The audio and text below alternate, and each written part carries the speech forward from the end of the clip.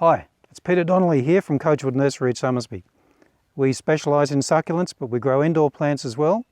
We have quite a good little collection of them, plants that are good in outdoors, in shade, or indoors in reasonably good light. One which has been very popular over recent years is the Chinese money plant. Now all this foliage was attached to this plant. I've cut it off to show you how you can make a standard out of this plant, which means a clear trunk and leaf on top. When they get a little bit old, they can get a little bit chatty, a little bit sort of messy with all this foliage coming off everywhere. So what you can do is trim the old leaves off, which I've done here. You can see these old leaves that get a few holes or a few spots on them, and just start clearing some of the bigger stems off, like this with a pair of secateurs, and then you're exposed with just foliage on the bottom and a clear trunk. And that gives you something to really look at, because the trunk in itself is quite attractive.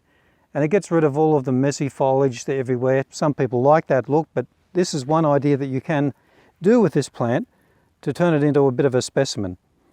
So come to Coachwood Nursery.